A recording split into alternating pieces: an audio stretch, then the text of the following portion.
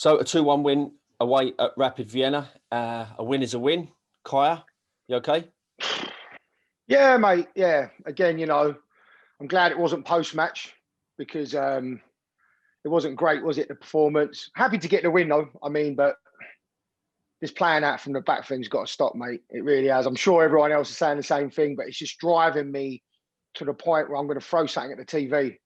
Because what you're doing essentially is you're asking a goalkeeper to be a footballer, right? Leno gets his wages primarily for saving with his hands. Now you're asking him to play intricate passes, 5-6 yards, properly weighted passes under pressure in a European game away from home. He's a goalkeeper. I actually felt bad for him because after the error, he was just all over the place after that. His confidence was shot to bits. It's a fucking joke. What are you doing? Just playing it out from the back like that every time. It's going to cost us this season, Joe. It really is. And it's going to end up knocking us out of a trophy or might even cost us top 4. I don't know. But we're the only team that are religiously doing it every goal kick. And it's getting on my tits. And it's got to stop. Yeah. It really has. It's just like, there we go. It happened in pretty much a nothing game. And then Leno, again, he's just all over the place after that. And then you go on social media and everyone's saying we sold the wrong goalie. I'm not buying into that. No, I'm not buying into the wrong goalie, but it's just you're asking him to be a footballer in terms of playing with your feet. That's not what he's paid for. He's paid to save the ball with his hands. Yep. I know goalies are supposed to. Modern day goalies are supposed to be comfortable with their feet. I get that, but don't expect him to play properly, nicely weighted passes in and around the box under pressure with his feet every time. It's just not going to happen. Eventually, sorry, mate. No, I was going to say, I mean, they do obviously practice this stuff. He's not slinging him in at the deep end, is he? He's not saying like, no. And he's gone, hang on a minute, I've only been doing working with my hands. So he obviously does involve him in the training, and he obviously does want the goalkeeper to be confident. But he's not a footballer, Joe. He's not. No. He's not a footballer. He's not. Yeah. No. I know that. No. What I'm saying is, I know that maybe what he's trying to do, he's trying to create this ethos where a goalkeeper gets involved in the football side of things as much as he does goalkeeping. I don't know if it's but Joe, he's expected to play on par with all of the other defenders at the back, right? Firstly, you need to have the personnel to play like that, right? We don't have Sergio Ramos or fucking Franz Beckenbauer at the back, right? We've got David Luiz. Gabriel is tidy with his feet. I get it, right? Cedric, again, you saw the difference. We'll come on to Cedric in a minute, but David Luiz is slow as a cart horse normally. Like you're asking him to get out of pressure, under pressurized situations, to turn, to run over there, run to the fullback position, grab the ball, spray it across the face of the ball. It's just all. Look, obviously we don't get to see the middle third of the pitch, right? When we're watching that with our hearts in our mouths, it's at that end of the pitch. So obviously in training, they're working it. So when the ball goes left or right, there's lots of running, runners going on. Don't even get it past the first third. Now, I don't know whether Arteta thinks that over the course of the season that we'll get more goals like that and occasionally we'll concede one. But, it might be a case that we'll score a few more than we normally would have if we'd have just hoisted it forward. So I don't know. I don't know what the thinking is behind it, but it's driving me up the wall, mate. Yeah. I don't know. What do you think, Joe? Do you like it? Are you enjoying it? I got the crux of what you said there, but we had a couple of little glitches there, but that's okay. We'll iron those out. It's fine. It was good though. A bit of body pop in there. It looked fantastic. Is that what I did? But it's fine. We got the crux of what you were saying. It's absolutely fine.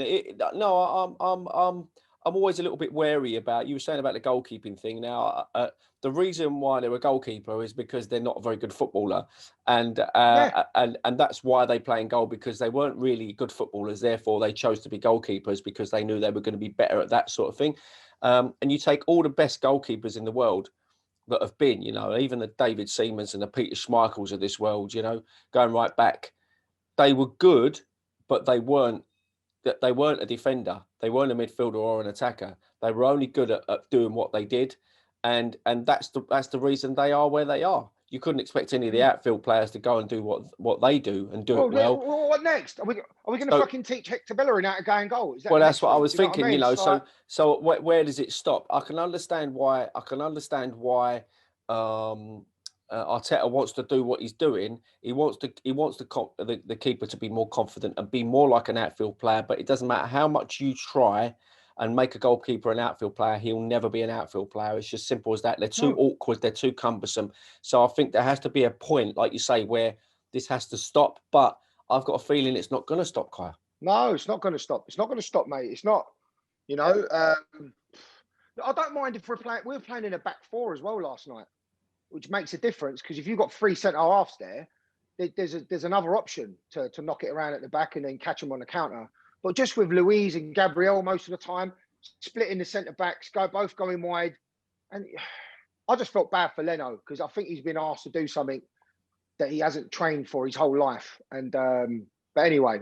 No, I can understand. I can understand people getting on Leno's case, but I think, and I've made this point in his defence, he has come back from a long-term injury. He is expected to perform straight away, and also he's now got the added pressure of knowing that Martinez has gone, and people are starting to say, well, he obviously, he must hear, that people say, oh, he was a great keeper and he's doing really well, and the fact that he's doing really well at Villa, his record's showing at the moment, and that must be putting pressure on Leno. So he's obviously feeling that pressure. I'd say to people, just relax and get off his back a little bit. I don't think it's worth us having a go at him too early and too soon because he has come back from this injury. Did he not just win us? Didn't he just weren't he the reason why we went through against Liverpool in the cup? Look at the saves. People have got short memories, mate. Yeah, I'm not getting on his back. I'm not because essentially he's being asked to do something that he hasn't been asked to do. Anyway, let's move on from him, mate. Let's move on. Gives me the up. Let's move on. Thomas Partey.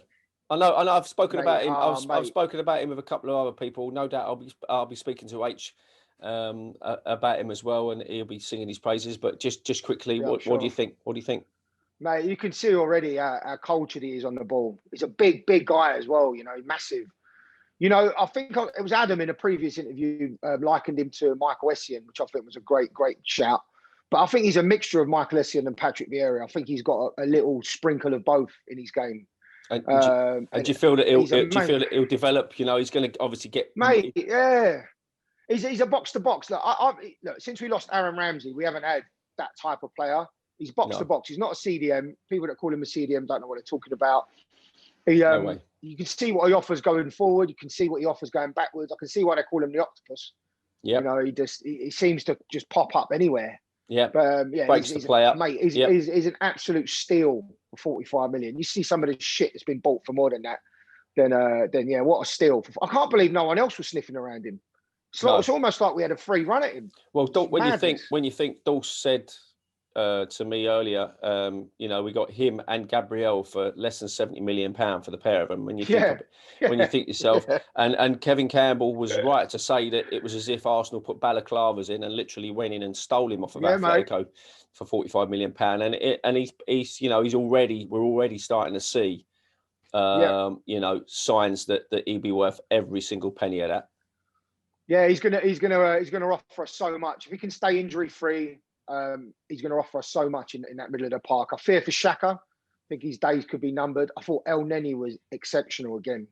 He's not really doing anything wrong to be dropped for me, El Neni. I think I'd even start him against Leicester. I wouldn't, forget about him just tidying up behind Partey, but that's the second time now, and he hasn't been given credit for it. The through ball for the goal, for Aubameyang's goal, and he did it against someone else early on in the season.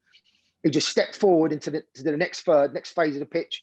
And he creates things as well, El Neni. He's better than people think he is. He's a bit unsung, and to coin a phrase that you used actually when you were likening me to the likes of John Jensen when I used to play football, and that is he does the ugly stuff well, and I agree. El Neni is one of those players that he just does what he needs to do. You don't really notice him because he's not really extravagant. He is sideways backwards a lot, but do you know what? Sometimes in certain games, you have to have that calming influence on the ball. And someone like him can calm that play down and just get it. But you need someone along with him, Joe. You need the right person next to him. Yeah. If you have him and Xhaka, it don't work. There's nothing creative going on in there. If you've got Ceballos or Partey next to him, then El Neni shines a lot more. And he's improved. I don't know what they did to him in Turkey, up the Turks, but he's improved. He's definitely improved. He's come back a better player.